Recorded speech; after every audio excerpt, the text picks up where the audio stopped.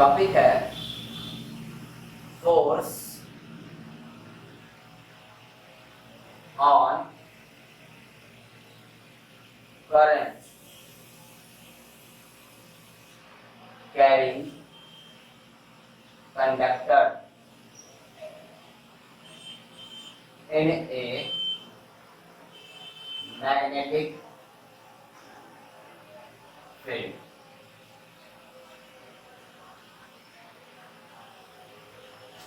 चलो देखो ध्यान दो, ये क्या है। जैसा कि अभी तक हम लोग पढ़ते आए क्या कि जब किसी वायर से करंट फ्लो करता है, जब किसी वायर से करंट क्या होता है, फ्लो करता है, तो उसके चारों तरफ क्या बन जाता है, एक मैग्नेटिक फील्ड बनता है। पढ़े हम लोग ये बात को। किसी वायर से जब करंट फ्लो कर रहा है तो उसके चारों तरफ क्या बनता है, एक मैग्नेटिक फील्ड बनता है। अब सिंपल सी एक सोचने वाली ये बात है कि अगर करंट कैरिंग वायर को हम कहाँ रख दें, मैग्नेटिक फील्ड के बीच में रख दें, तो क्या, कहने का मतलब है कि एक वायर है ना, इससे करंट फ्लो कर रहा है, इससे करंट क्या हो रहा है, फ्लो कर रहा है, और इसको कहाँ रख दिए, इसको रख दिए हम नॉर्थ पोल साउथ पोल, यानी कि मैग्नेटिक फील्ड के बीच में रख दिए। तो ये जो मैग्नेटिक फील्ड, ये जो मैग्नेट था, इसका अपना एक मैग्नेटिक फील्ड होगा नॉर्थ से साउथ की ओर, होगा ना। और उसी तरह से ये जो मैग्नेट है, जो करंट जिसे फ्लो कर रहा है, इसका भी एक मैग्नेटिक फील्ड होगा। तो क्या हो गया, तो दो मैग्नेटिक फील्ड आपस में क्या कर जाएगा, कोलाइड कर गया। एक कौन सा, ये करंट के कारण, करंट के फ्लो होने के कारण उसके चारों तरफ जो मैग्नेटिक फील्ड बना वो, और जो मैग्नेट को रखा गया था उसके कारण जो मैग्नेटिक फील्ड बना, तो दोनों क्या हो गया, आपस में कोलाइड कर गया। तो क्या होगा, या तो ये दोनों एक दूसरे को अपनी ओर अट्रैक्ट कर लेगा, सेम पोल होगा तो क्या करेगा, अट्रैक्शन होगा, सॉरी रिपल्शन होगा, और अपोजिट पोल के बीच जब हो जाएगा तो क्या हो जाएगा, अट्रैक्शन हो जाएगा। तो दोनों में से कुछ एक होगा। तो इसी चीज को हम लोगों ने, माइकल फैराडे ने एक्सपेरिमेंट करके इस चीज को देखा। माइकल फैराडे ने इस चीज का एक्सपेरिमेंट करके देखा कि जब किसी करंट कैरिंग वायर को हम लोग कहाँ रखते हैं, मैग्नेटिक फील्ड में रखते हैं, तो उसके पीछे क्या होता है। तो एक्सपेरिमेंट किसने किया, फैराडे ने किया। और जो डिफ्लेक्शन हुआ या अट्रैक्शन हुआ, उसका जो थ्योरी था वो देने का काम किसने किया, तो वो देने का काम किया फ्लेमिंग। ठीक है, हेनरी फ्लेमिंग ने उस चीज का, इसको क्या किया, रूल बताया कि एक्चुअल में डिफ्लेक्शन या रिपल्शन कैसे होगा। इस चीज का जो रूल दिया गया वो दिया गया किसके द्वारा, फ्लेमिंग के द्वारा दिया गया। ठीक है, तो देखते हैं एक्सपेरिमेंट क्या था और फ्लेमिंग का रूल क्या था। बहुत ही इंपॉर्टेंट पॉइंट है, ध्यान देंगे इन टॉपिक्स पे।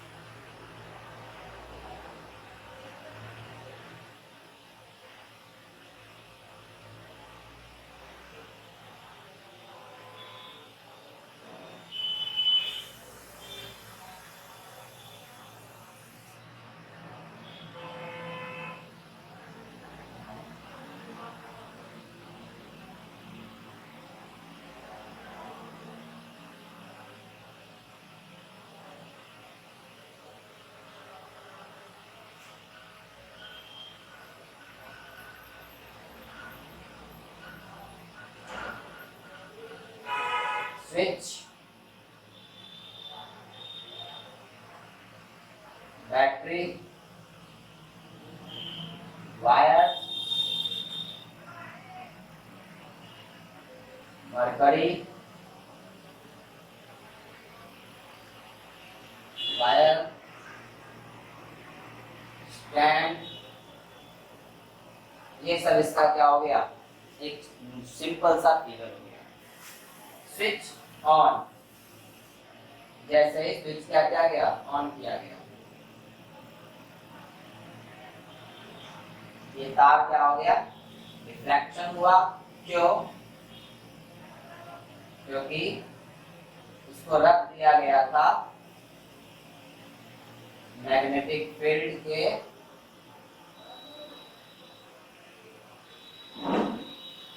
बीच में।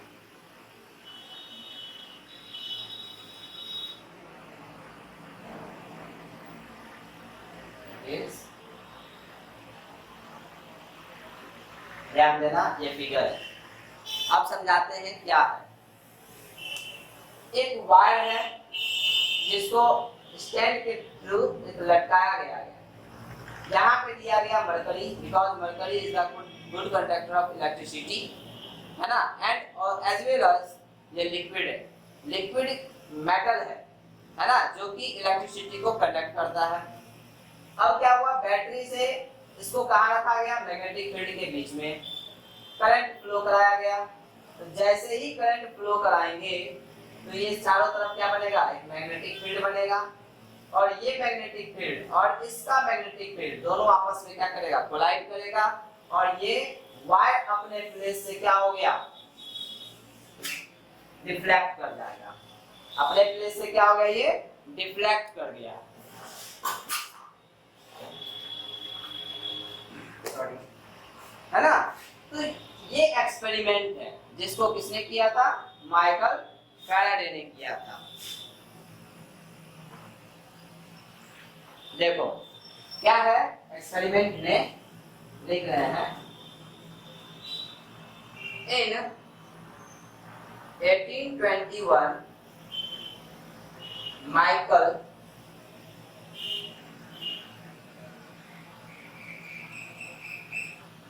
Faraday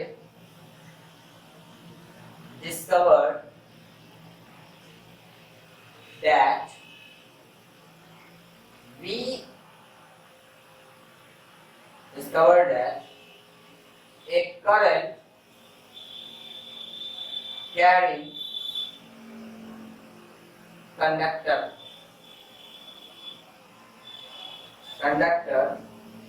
is placed in a magnetic field. A mechanical force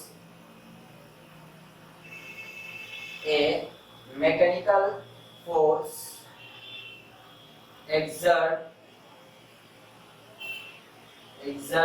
on the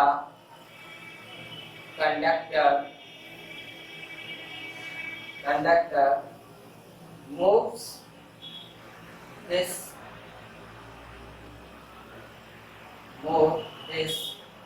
wire is known as motor principal.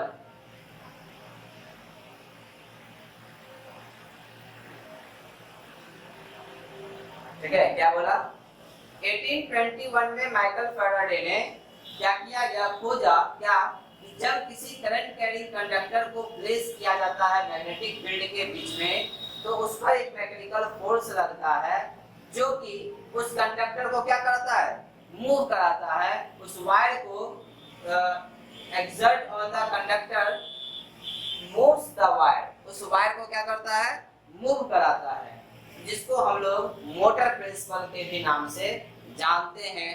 यानी कि जो मोटर होता है, जो जिससे हम लोग पंखा वगैरह जो चलाते हैं, वो इसी प्रिंसिपल पे काम करता है। उसमें क्या होता है, तो उसमें एक कॉइल होता है जिसको मैग्नेटिक फील्ड के बीच में रख दिया जाता है। जैसे ही करंट प्रोवाइड किया जाता है, तो करंट के प्रोवाइड करने से वो जो कॉइल है वो मैग्नेटाइज हो जाता है, उसका मैग्नेटिक फील्ड बनता है, और दूसरा जो मैग्नेट है उसका मैग्नेटिक फील्ड है, तो दोनों आपस में कोलाइड करता है, जिसके कारण से वो कॉइल क्या होता है, मूव करता है और हम लोग क्या करते हैं, पंखा वगैरह उसी के सिद्धांत पे काम करता है। ठीक है, तो ये किसने किया था, माइकल फैराडे ने बताया। आगे है, according to this rule, according to this rule, the direction of force acting on current carrying wire placed in a magnetic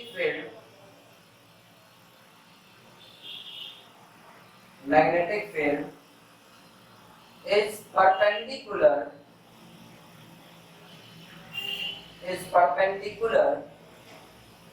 to the direction of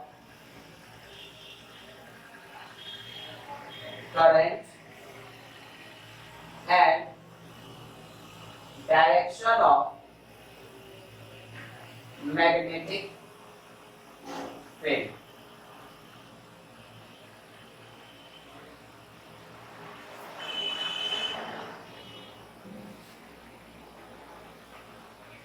If the direction of current reverse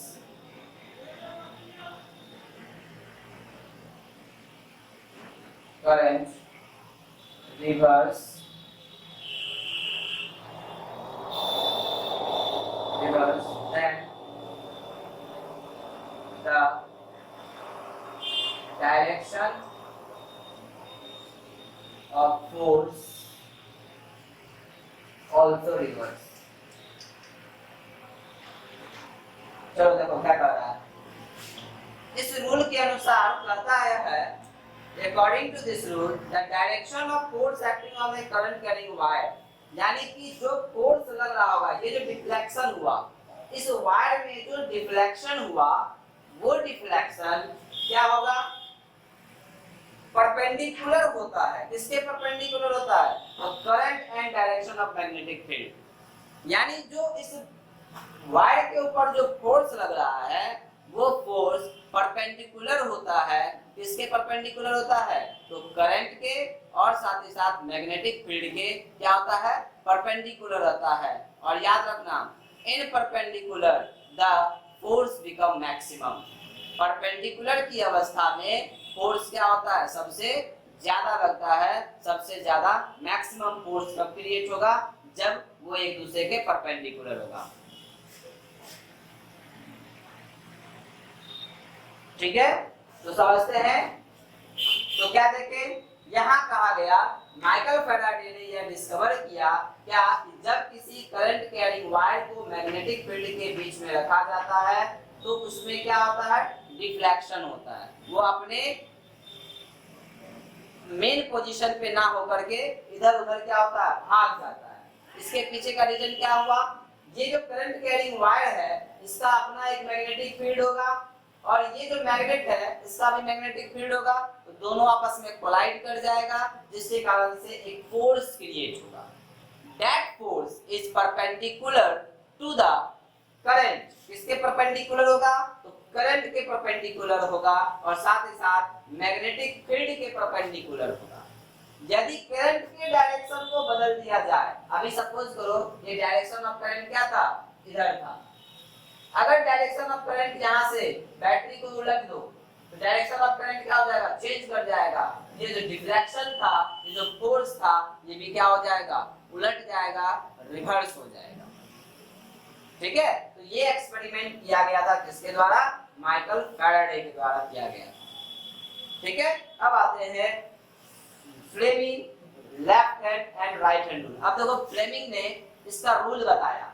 ये जो deflection हुआ है, deflection कैसे हुआ, क्यों हुआ, किस तरह से हुआ, इसके बारे में बताया गया। किसके द्वारा, फ्लेमिंग के द्वारा बताया गया। तो आते हैं फ्लेमिंग रूल के ऊपर। बहुत ही इंपॉर्टेंट है Fleming left hand rule and right hand rule, exam में आएगा। इस बात को एकदम ध्यान में रखो, एनी हाउ एग्जाम में आना ही आना है इस रूल को। दो रूल है फ्लेमिंग के, right hand rule and left hand rule. तो लेफ्ट हैंड रूल या राइट हैंड रूल में से कोई एक रूल एग्जाम में आना ही आना है। ये बात एकदम अच्छे से गांठ बांध लो। तो आते हैं इसके ऊपर, फ्लेमिंग लेफ्ट हैंड रूल के ऊपर। तो देखो फ्लेमिंग का लेफ्ट हैंड रूल क्या है।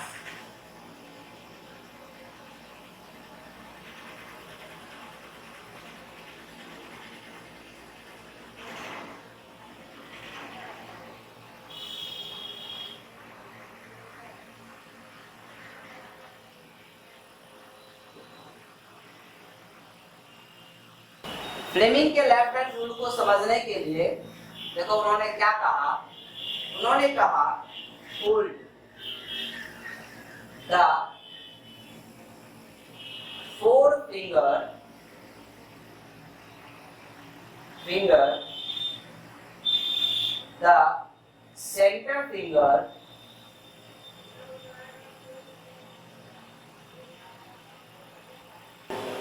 and the thumb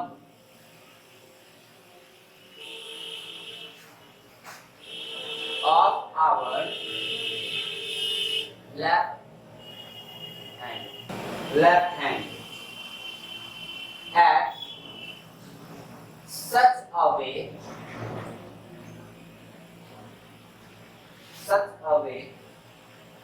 they are perpendicular to each other. The forefinger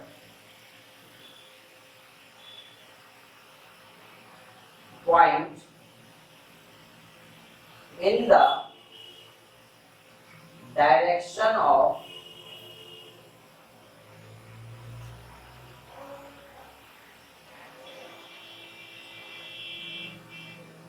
magnetic field,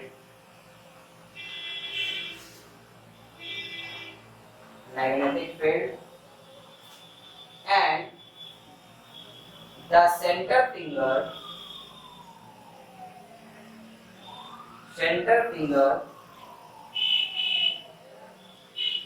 points the direction of current,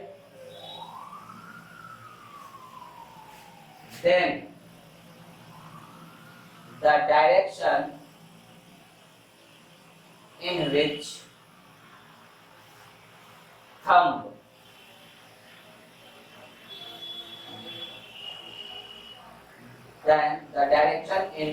thumb locates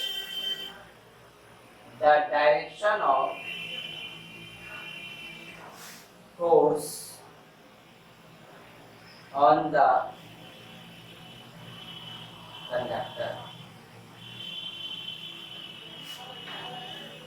This rule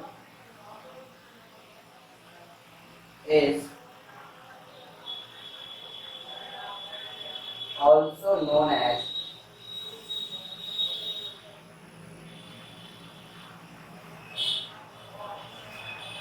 motor rule.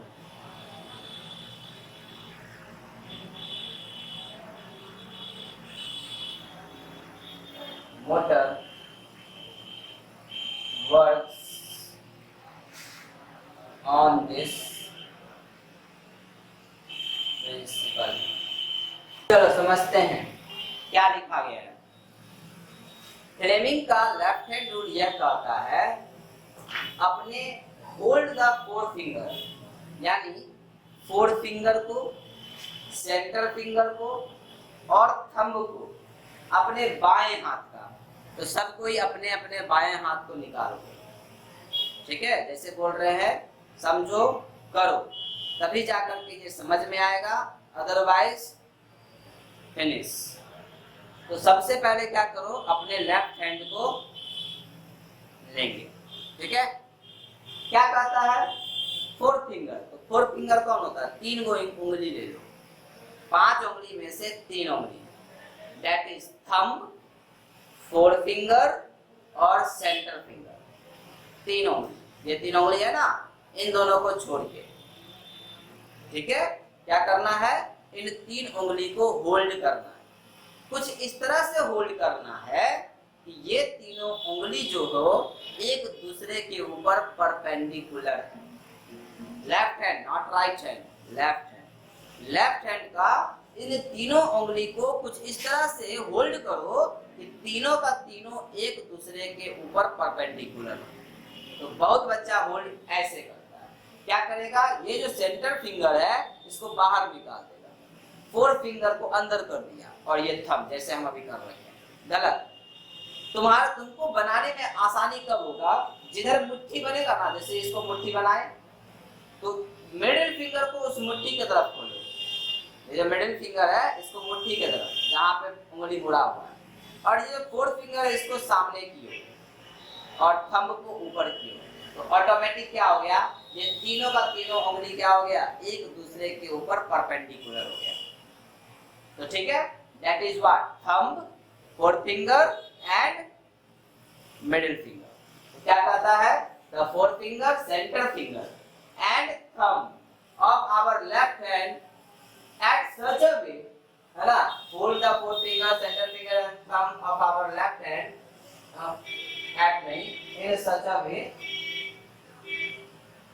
in such a way they are perpendicular to each other, वो सब का सब एक दूसरे के ऊपर क्या हो, perpendicular। The fourth finger points the direction of magnetic field, ये जो fourth finger है ये किस चीज को दिखाएगा, मैग्नेटिक फील्ड के डायरेक्शन को दिखाएगा कि मैग्नेटिक फील्ड किधर है। याद रखना, मैग्नेटिक फील्ड जो हम लोग लेंगे वो हमेशा किधर लेंगे, साउथ डायरेक्शन में लेंगे। किधर लेना है, मैग्नेटिक फील्ड हमेशा किधर दिखाना है, south direction. North pole south pole, दो पोल हुआ, मैग्नेटिक फील्ड में दो पोल, नॉर्थ पोल और साउथ पोल, तो मैग्नेटिक फील्ड को हमेशा किधर दिखाएंगे, साउथ पोल की ओर दिखाना है। And the centre finger point the direction of current, यानी कि करंट किधर जा रहा है उसके डायरेक्शन को कौन दिखाएगा, तो ये करंट बीच वाला, ये जो मिडिल फिंगर है ये दिखाएगा किसको, डायरेक्शन ऑफ करंट को, कि करंट इधर जा रहा है। मैग्नेटिक फील्ड का डायरेक्शन कौन दिखाएगा, ये फिंगर दिखाएगा, फोर्थ फिंगर। तो in which direction the thumb denote, यानी जिस डायरेक्शन में थंब लोकेट करेगा वही डायरेक्शन क्या होगा, फोर्स का होगा। यानी फोर्स किधर लगेगा वो कौन बताएगा, ये थंब बताएगा कि फोर्स किधर लगा है। क्या करना है, तीनों फिंगर को होल्ड करना है, इस तरह से होल्ड करना है जिसमें मिडिल फिंगर दिखाएगा डायरेक्शन ऑफ करंट को, फोर्थ फिंगर दिखाएगा मैग्नेटिक फील्ड को, तो थंब दिखाएगा डायरेक्शन ऑफ फोर्स को। ठीक है, तो इस तरह से हम क्या पता करेंगे, डायरेक्शन ऑफ फोर्स पता करते हैं। तो लेफ्ट हैंड रूल के थ्रू हम लोग क्या पता करते हैं, डायरेक्शन ऑफ फोर्स, यानी कि डायरेक्शन ऑफ फोर्स किधर है, फोर्स किधर लग रहा है, इस चीज को पता करने के लिए हम लोग किसका यूज करते हैं, लेफ्ट हैंड रूल को। बताओ समझ में आया नहीं आया,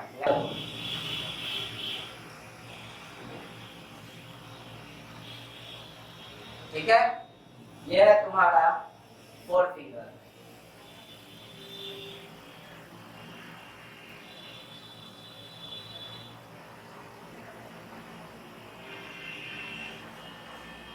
यह है तुम्हारा थंब और ये है current, that is middle finger, thumb, direction of force, fourth finger, magnetic field। देखो, that is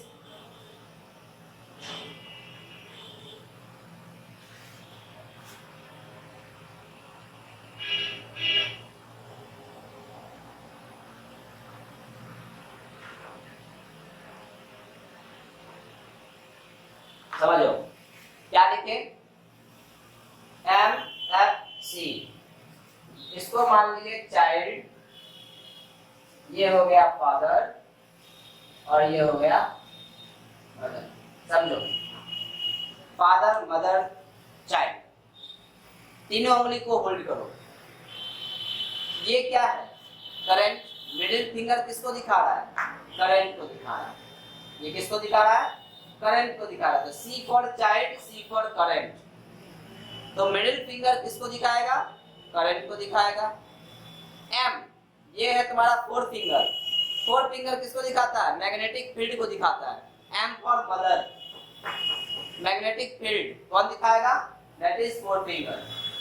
और थंब, ये जो दिख रहा है दैट इज फोर्स, ये दिखाएगा फोर्स। थंब किसको दिखाएगा? फोर्स को, दैट इज फादर।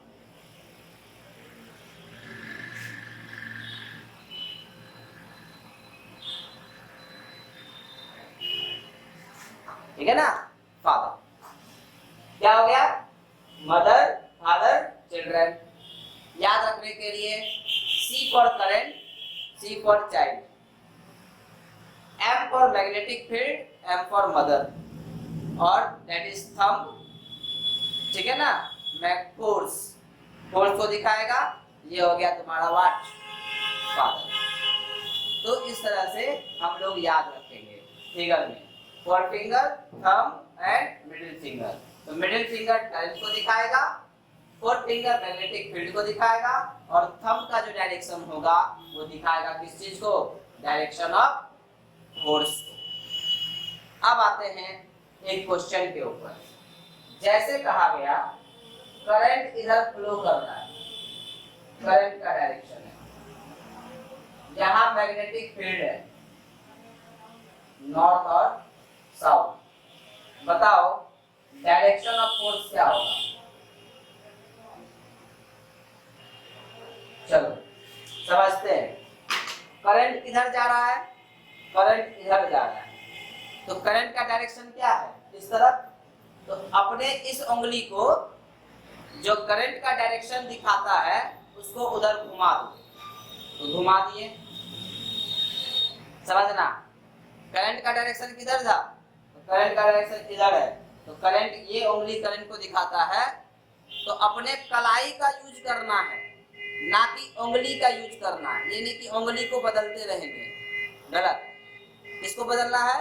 अपने ये कलाई, कलाई को घुमाना है, उंगली को नहीं घुमाना। ये नहीं कि करंट इधर जा रहा है तो इसको ऐसे कर दिए, करंट इधर दिखा दिए, अब फोर फिंगर को ऐसे कर दिए, गलत हो गया। हमेशा याद रखना, करंट जो भी होगा ये मुट्ठी जिधर होगा उधर ही होगा। तो जिधर मुट्ठी बंद है उधर ये रहा। तो करंट का डायरेक्शन क्या है? करंट का डायरेक्शन इधर करंट जा रहा था, डायरेक्शन ऑफ करंट।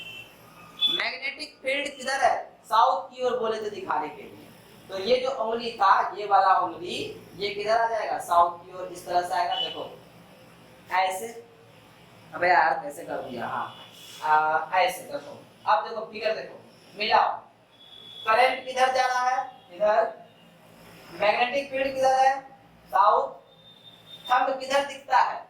थंब दिखता है इस तरफ। यानी कि आंसर इसका क्या होगा? इसका आंसर होगा, फोर्स का डायरेक्शन होगा इनटू द बोर्ड, यानी कि बोर्ड की तरफ। तुम लोग कॉपी पे लिख रहे हो तो लिखेंगे इनटू द पेपर। नहीं समझ में आया? ध्यान दो, करंट इधर जा रहा है, that is what? Direction of current. तो डायरेक्शन ऑफ करंट ये रहा, उंगली को होल्ड करना, ये रहा। मैग्नेटिक फील्ड नीचे साउथ की ओर, तो इसको इस तरफ घुमा दो। बोले कलाई का यूज करना है, उंगली का यूज नहीं करना है, तो घुमा दिए। अब थंब किधर गया? तो थंब गया बोर्ड के अंदर, तो लिख देंगे इनटू द बोर्ड, यानी कि बोर्ड के अंदर इनटू द पेपर। ठीक है, चलो एक और समझते हैं। ठीक है, इसको मिटा रहे हैं। क्वेश्चन, करंट जा रहा था ऐसे, ये हो गया नॉर्थ और ये हो गया साउथ। ठीक है, ये है करंट। बताना है डायरेक्शन ऑफ फोर्स। चलो जल्दी से तुम लोग बताओ तो क्या होगा direction of force? Be fast. Current ऊपर जा रहा है, तो करंट जो दिखाता है इन तीनों उंगली में करंट कौन दिखाता है? Middle finger. तो दिखाओ मिडिल फिंगर को ऊपर की ओर, दिखा दिए। मैग्नेटिक फील्ड को ये दिखाता है किधर है? साउथ की ओर, दिख रहा है। तो थंब किधर है? थंब किधर है? अंदर की ओर। आंसर क्या होगा?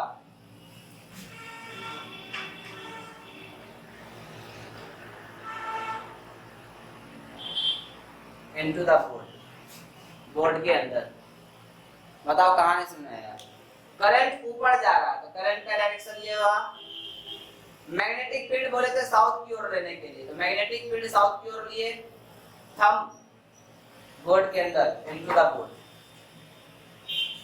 चलो नेक्स्ट।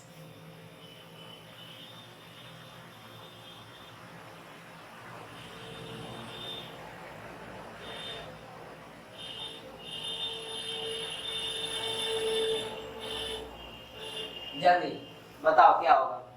करंट किधर जा रहा है? Downward. Magnetic field, direction of force बताओ क्या होगा? Direction of force. जल्दी। करंट किधर था? नीचे की ओर, तो करंट को नीचे की ओर दर्शा दिए। दिख रहा है दर्शा रहा करंट नीचे। मैग्नेटिक फील्ड साउथ, साउथ दिख रहा है। करंट नीचे, मैग्नेटिक फील्ड साउथ, और थंब किधर है? थंब इधर है थंब, यानी कि इनटू द पेपर, पेपर के अंदर, अंदर की ओर। ठीक है, चलो नेक्स्ट बताओ। नॉर्थ है, साउथ है, that is flow of charge, flow of electron. जल्दी, फ्लो ऑफ इलेक्ट्रॉन ये है, डायरेक्शन ऑफ फोर्स क्या होगा? फ्लो ऑफ इलेक्ट्रॉन दिया हुआ है। वी नो करंट फ्लो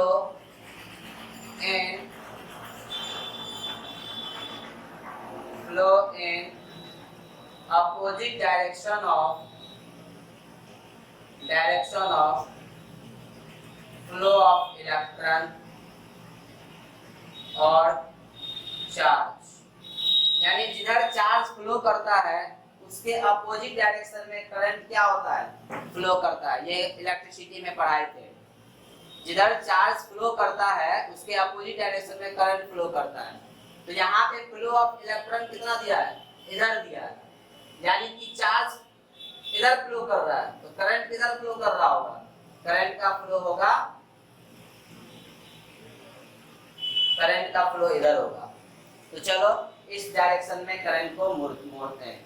ये रहा, ध्यान दो, करंट ये रहा, इस डायरेक्शन में करंट रहा। ये मैग्नेटिक फील्ड किधर है? साउथ में है। थंब किधर है? आउटसाइड, बाहर की ओर दिख रहा है। तो आंसर इसका क्या होगा? आउटसाइड ऑफ पेपर, पेपर के बाहर। बताओ आया समझ में? समझ में आया या नहीं आया? क्या बोल रहा था? तो ये बोल रहा था, ये कह रहा था चार्ज इधर फ्लो हो रहा था, तो करंट इसका अपोजिट होगा। ये हो गया करंट का डायरेक्शन। साउथ पोल की तरफ क्या लेना है? साउथ पोल की तरफ ले लेना है तुमको, ठीक है ना? तो बताना है कि डायरेक्शन ऑफ फोर्स किधर था?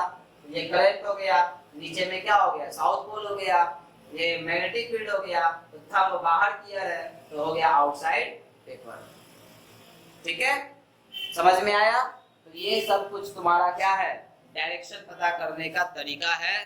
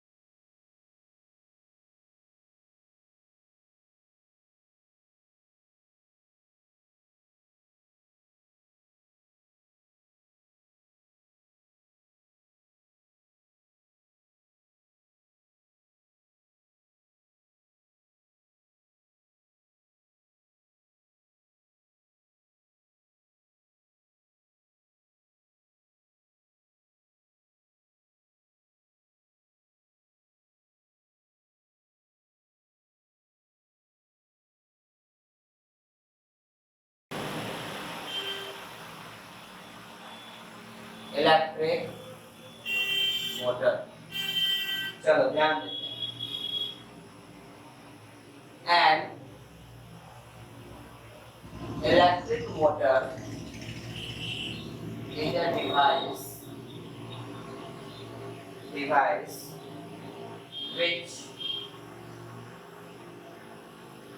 which convert electric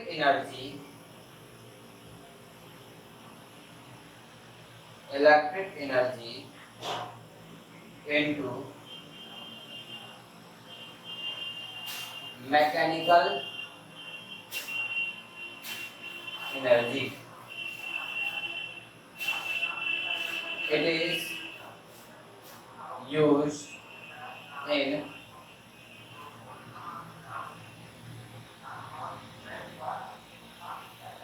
electric fan, washing machine,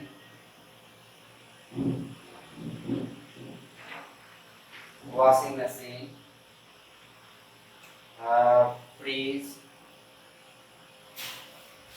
mixer, etc. देखो इलेक्ट्रिक मोटर क्या है? तो इलेक्ट्रिक मोटर वैसा डिवाइस है जो क्या करता है? कन्वर्ट करता है। किसको कन्वर्ट करता है? इलेक्ट्रिक एनर्जी को मैकेनिकल एनर्जी में बदलने का काम कौन करता है? इलेक्ट्रिक मोटर करता है। हम लोग जो फैन चलाते हैं, डीसी फैन, एसी फैन, जो फैन चलता है वहाँ क्या होता है? इलेक्ट्रिसिटी जाता है और इलेक्ट्रिसिटी जाने के कारण क्या हो गया? वो कॉइल मैग्नेटाइज हुआ, उसके ऊपर फोर्स लगता है और फैन क्या होता है? रोटेट करता है, घूमने का काम करता है ना? तो इसका यूज हम लोग फैन में करते हैं, वॉशिंग मशीन में होता है, फ्रिज में भी इसका यूज होता है और मिक्सर वगैरह में भी इसका यूज किया जाता है मोटर का। तो इलेक्ट्रिक मोटर क्या है? एक वैसा डिवाइस, एक तरह का डिवाइस हुआ जो इलेक्ट्रिक एनर्जी को मैकेनिकल एनर्जी में बदलने का काम करता है। क्या कहलाता है? Electric motor. ठीक है, चलो आगे बढ़ रहे हैं।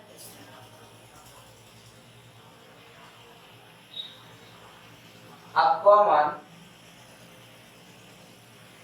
Electric motor work on direct current, यानी जो मोटर होता है, नॉर्मल मोटर जो होता है वो डायरेक्ट करंट पे काम करता है, यानी कि डीसी के ऊपर काम करता है। Hence it is called DC motor. इसलिए हम लोग इसको डीसी मोटर भी कहते हैं। डायरेक्ट डीसी का आने का मतलब बैटरी से चलने वाला मोटर।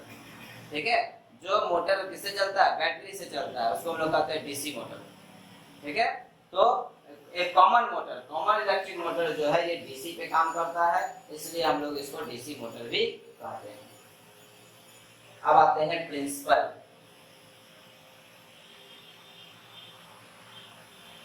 Of motor.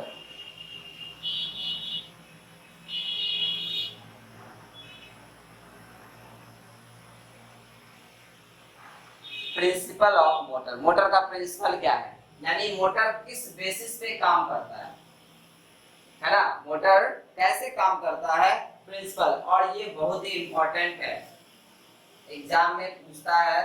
बस तुमको मोटर से क्या आएगा? मोटर में तुमको उसका डायग्राम पूछता है, उसका प्रिंसिपल पूछता है और कुछ पार्ट्स के नाम है। वर्किंग नहीं पूछता कि किस तरह से मोटर वर्क करता है, ये नहीं आता एग्जाम में। ठीक है, वो बता देंगे लेकिन एग्जाम पॉइंट ऑफ व्यू से वो इतना इम्पोर्टेंट नहीं है। तो तुमको याद रखना है, मोटर में उसका प्रिंसिपल याद रखना है कि मोटर कैसे काम करता है, उसका डायग्राम याद रखेंगे और उसमें जो पार्ट्स होते हैं उस पार्ट्स का क्या यूज है, ये सब एग्जाम में पूछा जाता है। तो देखो प्रिंसिपल क्या है मोटर का? कहता है an electric motor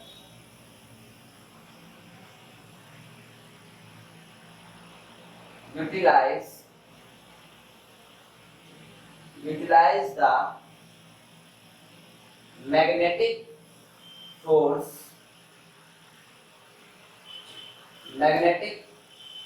effect of current, ठीक है, a motor work on the principle that a magnet that when a rectangular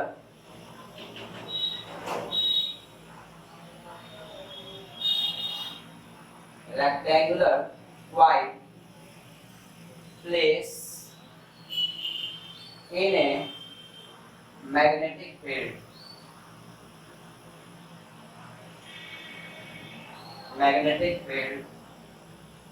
and current is passes through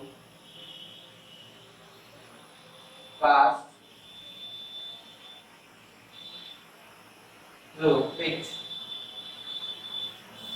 a force act on the coil which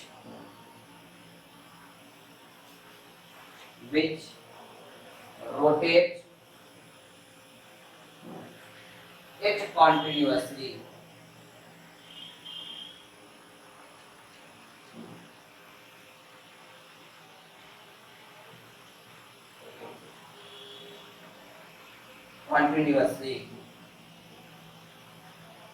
When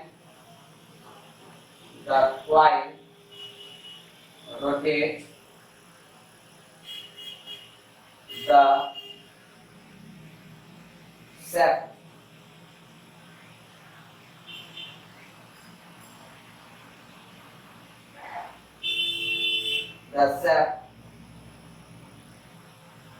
attached to it also rotates.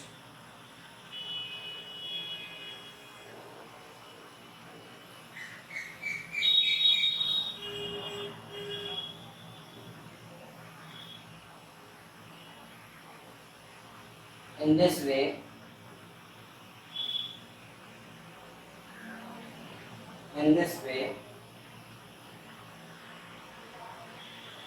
electric energy supplied to motor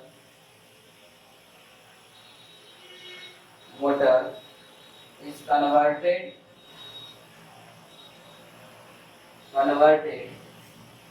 into mechanical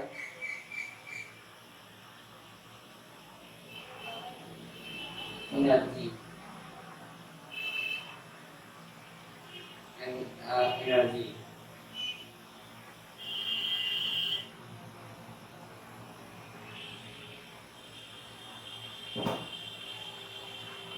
चलो देखो, ये है principal motor का। Motor कैसे काम करता है इसके ऊपर आते हैं। जब इलेक्ट्रिक मोटर यूटिलाइज करता है, किस चीज को यूटिलाइज करता है, तो मैग्नेटिक इफेक्ट ऑफ करंट को ये दिखाता है। Electric motor magnetic effect of electric current को दिखाता है।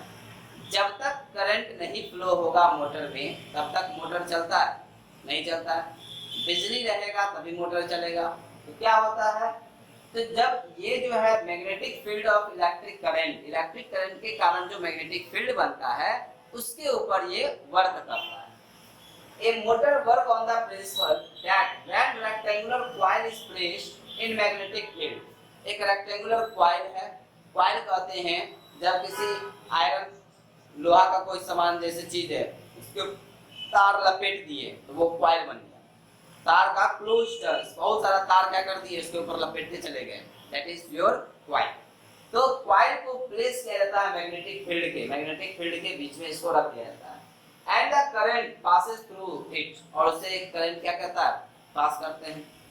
तो यहाँ पे कौन सा रूल लगेगा, फ्लेमिंग का लेफ्ट हैंड रूल रहता है और उसके ऊपर एक फोर्स काम करता है जो कि कॉइल को क्या करता है, रोटेट करता है, घुमाता है और कॉइल के लगातार घूमता जाता है।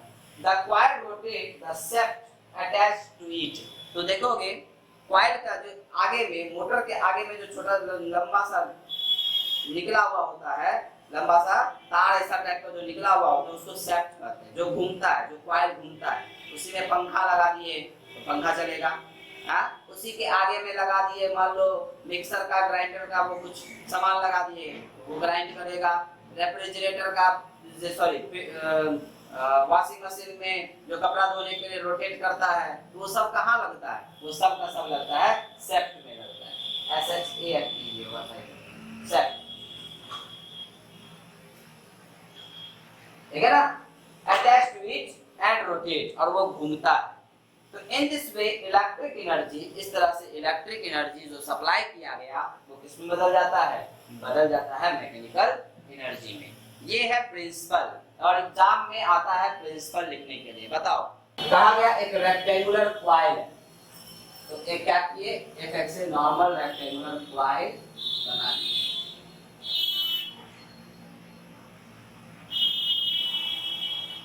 ठीक है। यहाँ पे आएंगे, ठीक है ना, यहाँ लगेगा इस तरह से गोल सा, इसमें लगता है लंबा सा ऐसे लगा होगा, यहाँ एक पॉइंट हुआ, एक पॉइंट हुआ, ये बैटरी हो गया, करंट ऐसे जाएगा,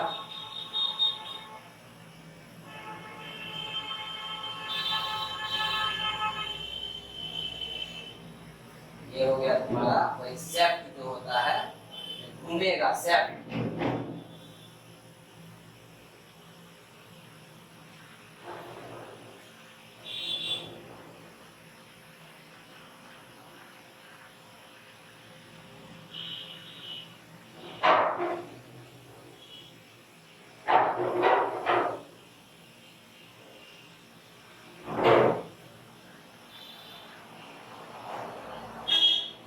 ठीक है, इधर रख देंगे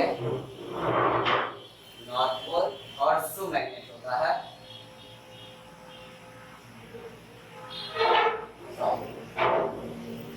ये एक नॉर्मल मोटर का डिजाइन है, कंस्ट्रक्शन है, ठीक है। इसमें ये है तुम्हारा मैग्नेट,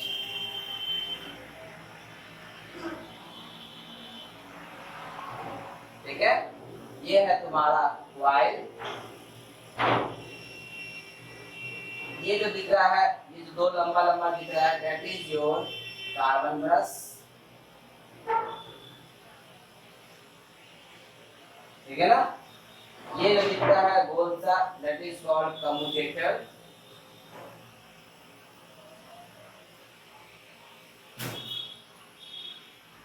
कम्यूटेटर। बीच का जो लाइन जो दिख रहा है दैट इज शाफ्ट, ये हो गया तुम्हारा बैटरी,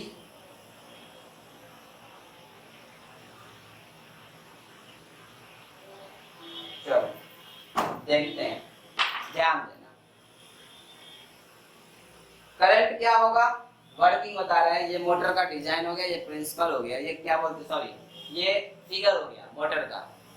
ध्यान देना कैसे काम करता है। करंट क्या होता है, करंट कहाँ जा रहा है, ऊपर की ओर करंट जा रहा है, तो डायरेक्शन ऑफ करंट क्या है, ऊपर की ओर, दैट इज, है ना। मैग्नेटिक फील्ड किधर बोले थे, साउथ की ओर, जिधर साउथ होगा उधर मैग्नेटिक फील्ड को दर्शाएंगे, तो ये दिया मैग्नेटिक फील्ड इधर हो गया।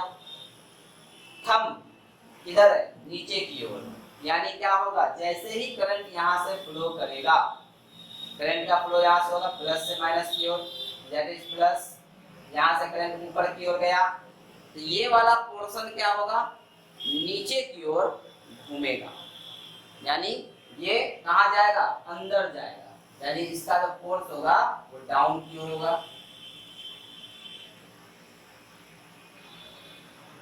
फोर्स डाउनवर्ड जाएगा, नीचे की ओर भागेगा।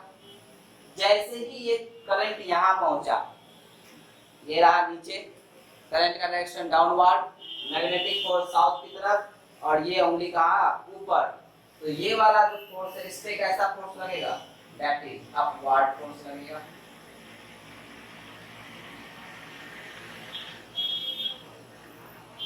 तो इसके ऊपर लगा डाउनवर्ड फोर्स और इसके ऊपर लगा अपवर्ड फोर्स, तो क्या होगा, ये पोर्शन नीचे गया और ये पोर्शन ऊपर आया, ठीक है ना। और इसी तरह से ये क्या करता है, रोटेट करता है, दैट इज घूमना शुरू करता है, ठीक है। करंट क्या हो रहा है, करंट जा रहा है यहां से, करंट ऊपर की ओर गया, तो करंट का डायरेक्शन ऊपर, मैग्नेटिक फील्ड इधर डाउनवर्ड, यानी फोर्स लगा डाउनवर्ड, ये नीचे की ओर गया। और वैसे जैसे ही करंट यहाँ आकर रिवर्स हुआ, उल्टा हुआ, ये क्या हो जाएगा, अपवर्ड, ऊपर की ओर, है ना, ये ऊपर की ओर फेंक दिया। अब देखो, तो इससे हुआ क्या, यहाँ पे एक लगाया जाता है कम्यूटेटर। कम्यूटेटर का क्या काम है, कम्यूटेटर का काम होता है that is used to change the direction of current, current के डायरेक्शन को बदलने का काम करता है। अब तुम एक पल के लिए देखो, यहाँ पे जैसे करंट यहाँ पहुंचा, डायरेक्शन ऑफ करंट तो बदल गया, लेकिन ये जब करंट यहाँ आया होगा तब तक में ये एक बार ऐसे रोटेट मार दिया होगा, ये ऐसे घुमा होगा, घूमने के कारण ये वाला पोर्शन इस पे आ जाएगा और ये वाला पोर्शन इस पे चला गया। क्या समझे, समझ रहा है, यहाँ पे जैसे करंट यहाँ पे पहुंचा, तो पहुंचने के कारण जैसे करंट ऊपर जा रहा था तो फोर्स आया, ये तो ये क्या होगा, रोटेट करेगा। ये मात्र एक स्टेप, मतलब एक पोर्शन दिखाई दे रहा है, ये समझो पूरा गोल है, तो ये पोर्शन क्या होगा, नीचे गया, जैसे नीचे आकर के ऐसे घूमेगा, तो ये पोर्शन कहाँ चला गया, इस पे, और ये पोर्शन कहाँ आ गया, इस पे। ये जब कम्यूटेटर है क्या करेगा, यहाँ देखो बीच में इसमें गैप है, तो जैसे ही ये पोर्शन इधर गया होगा तो बीच में करंट का सप्लाई रुक जाएगा। क्यों, क्योंकि ये मूवेबल नहीं होता, ये जो कम्यूटेटर होता है ये स्थिर होता है, ये रुका हुआ होता है, ये घूमता नहीं है, ठीक है। यहाँ पे इसका रोटेशन नहीं होता, तो ये अपने पोजीशन पे है। ये पोर्शन क्या हुआ, नीचे घूम करके ऐसे घूम करके इधर आया, ठीक है। तो कम्यूटेटर से जैसे ये घुमा होगा तो कम्यूटेटर से इसका संपर्क टूट गया, है ना, करंट का सप्लाई रुक गया। अब जैसे ये पोर्शन यहाँ आया और ये पोर्शन यहाँ आया, अगेन फिर से ये वाला पोर्शन यहाँ आ गया, फिर से इससे जुड़ गया, करंट का सप्लाई कंटिन्यू क्या हो गया। ये रोटेशन इतना फास्ट होता है, एक बार रोटेट किया, रोटेट करने के कारण ये पोर्शन इधर गया और ये पोर्शन यहाँ आया, तो अब ये वाला पोजीशन पे यहाँ आ गया, इस पे जुड़ गया, और ये वाला पोजीशन यहाँ गया तो इससे जुड़ गया, तो करंट का सप्लाई कंटिन्यू क्या हो गया, एक ही डायरेक्शन में रहता है, चेंज नहीं हुआ। तो यहाँ पे डायरेक्शन ऑफ करंट को बदलने का, अगर मान लो ये करंट इधर जाकर के रिवर्स हो जाता, तो ये पोर्शन नीचे जाता, ये पोर्शन ऊपर आता, ठीक है, फिर क्या होता, बोलते फिर से क्या हो गया, ये क्या किया, ये करंट को रिवर्स कर दिया, मतलब डायरेक्शन ऑफ करंट को एक जैसा रखा, है नहीं। अगर मान लो ये वाले पर फिर क्या होता, ये वाला पोर्शन इधर आ गया, ये पोर्शन इधर आ गया, अगेन क्या होगा, फोर्स लगेगा उसके ऊपर, फिर ये वाला पोर्शन नीचे जाएगा, ये ऊपर आएगा, यानी रोटेशन जो होता है ये कंटिन्यू फास्ट होता है, इतना तेजी से वो घूमता है कि जो स्प्रिट यहाँ जो डाला गया है कम्यूटेटर, है ना, करंट के ब्रेक करने के लिए, जो करंट का जो गैप होता है वो नॉमिनल होता है, ना के बराबर होता है, बहुत ही कम समय के लिए होता है, इसलिए मोटर हमेशा कंटिन्यू क्या होता है, एक ही डायरेक्शन में घूमता रहता है। अगर मान लो यहाँ पे कम्यूटेटर में तुमको लगा दिया जाता है स्प्लिट रिंग, स्प्लिट रिंग होता है, दो तरह का चीज होता है, एक होता है कम्यूटेटर और दूसरा होता है स्प्लिट रिंग। स्प्लिट रिंग क्या होता है, वो पूरा का पूरा घूमता है मोटर के साथ, इसलिए वहां पे डायरेक्शन ऑफ करंट क्या होता है, वहां पे डायरेक्शन ऑफ करंट चेंज कर जाता है, दैट इज एसी मोटर, उसको हम लोग कहते हैं एसी मोटर। तो दो तरह का मोटर हम लोग पढ़ते हैं, ये पढ़ रहे हैं हम लोग डीसी मोटर के बारे में पढ़ रहे हैं, ये कौन सा मोटर है? DC motor. कम्यूटेटर का यूज, ये डिफरेंस है एसी मोटर और डीसी मोटर के बीच में, कॉमन डिफरेंस है। इस डीसी मोटर में कम्यूटेटर का यूज होता है ना, और एसी मोटर में स्प्लिट रिंग का यूज होता है। That is major difference between DC motor and AC motor. यहाँ समझना, क्या बोले, ये कार्बन ब्रश है। कार्बन ब्रश का काम क्या होता है? To continue flow the current, यानी कंटिन्यू करंट फ्लो करते रहे, इसका यूज किया जाता है। अब ये भी क्या होता है? ये भी फिक्स होता है, ये भी रोटेट नहीं करता। कम्यूटेटर भी क्या करता है? साथ में रोटेट करता है।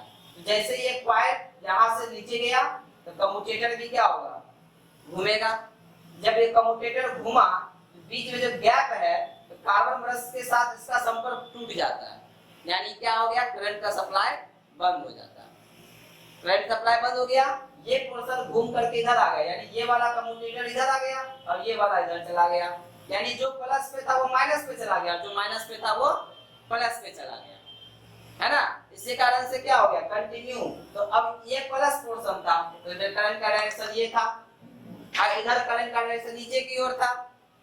अब जैसे ये वाला पोर्शन इस पे आया, ये इस पे आया, अब ये प्लस पे चला गया तो क्या हो गया? अब इसमें प्लस, यानी करंट ऊपर की ओर फ्लो करने लगा, तो कंटिन्यू क्या होगा? मोटर घूमता रहता है, यानी कि एक ही डायरेक्शन में कंटिन्यू चलता रहता है। डायरेक्शन क्या होता? मोटर का चेंज नहीं होता। अगर सपोज करो प्लस इधर कर दिया जाए, माइनस इधर कर दिया जाए, प्लस यहाँ लगा दिया जाए, माइनस इधर, करंट का डायरेक्शन बदल दिया जाए, तो करंट अभी क्या जाएगा? ऊपर। तो करंट का डायरेक्शन ऊपर, यानी कि, और साउथ इधर हो गया, तो ये पोर्शन नीचे चला जाएगा और ये पोर्शन ऊपर आ जाएगा, यानी रोटेशन क्या हो जाएगा? उलट जाएगा। यानी करंट के बदल देने से, तो देखते होगे मोटर में प्लस माइनस चेंज कर देते हैं, तो कभी ऐसे घूमता है तो कभी उल्टा घूमता है। ये रिवर्स होने का कारण क्या है? डायरेक्शन ऑफ करंट बदल गया, इसलिए वो उल्टा घूमना शुरू हो गया।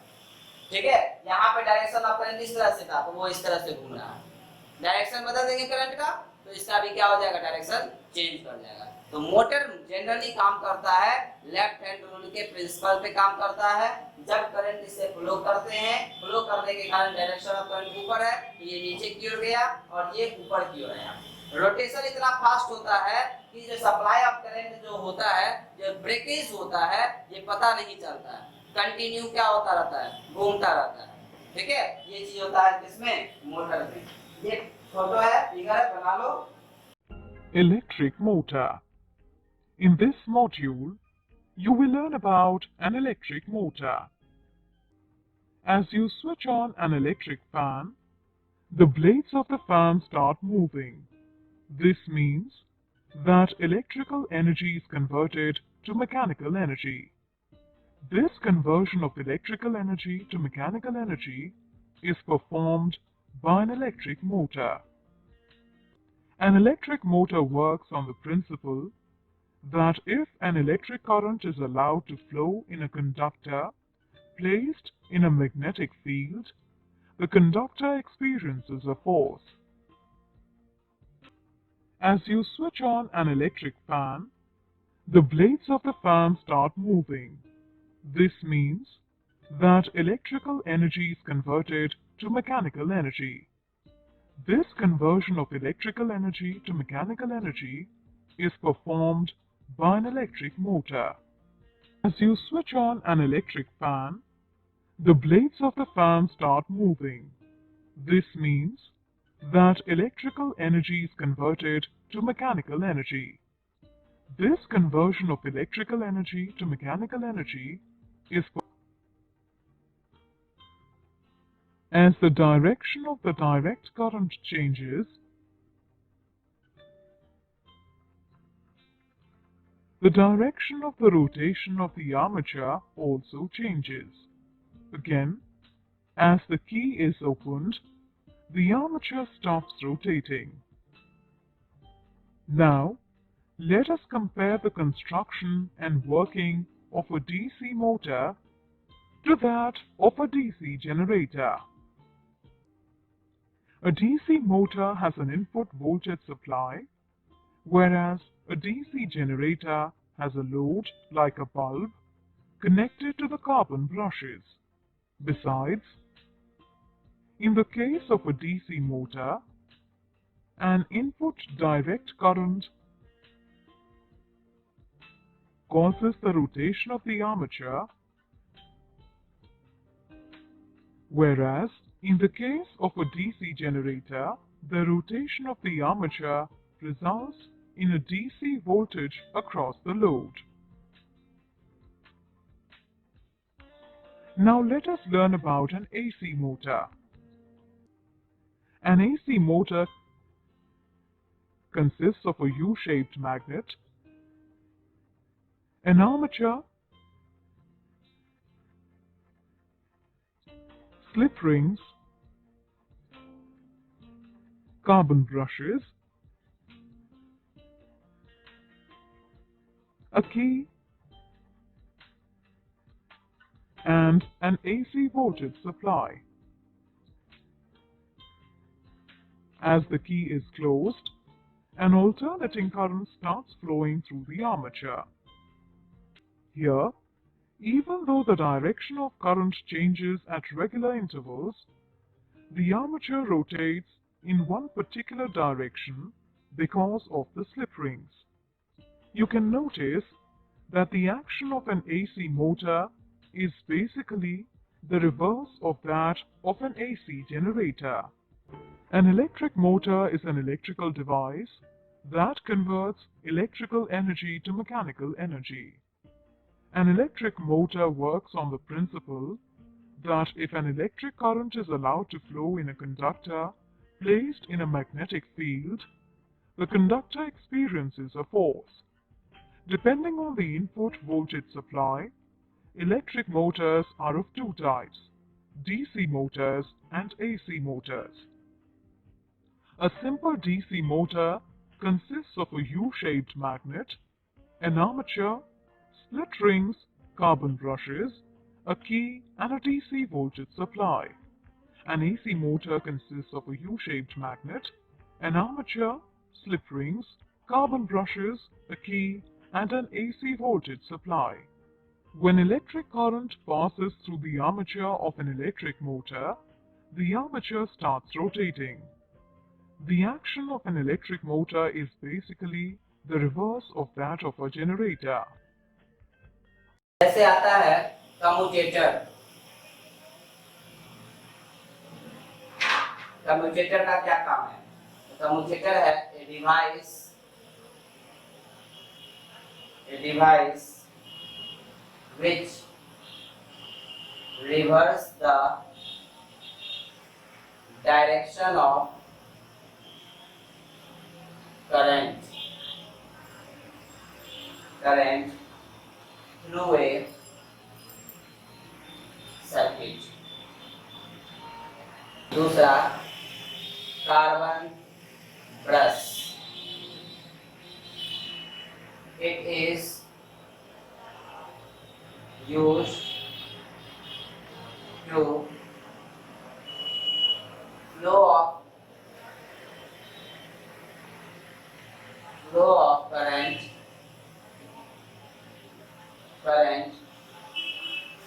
in a coil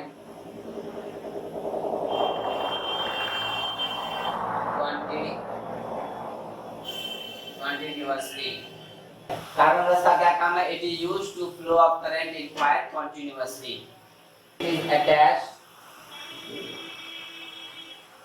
attached to the commutator. Commutator से सिर्फ ये अटैच होता है.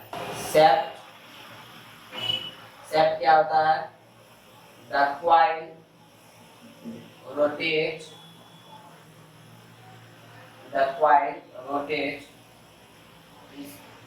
is connected with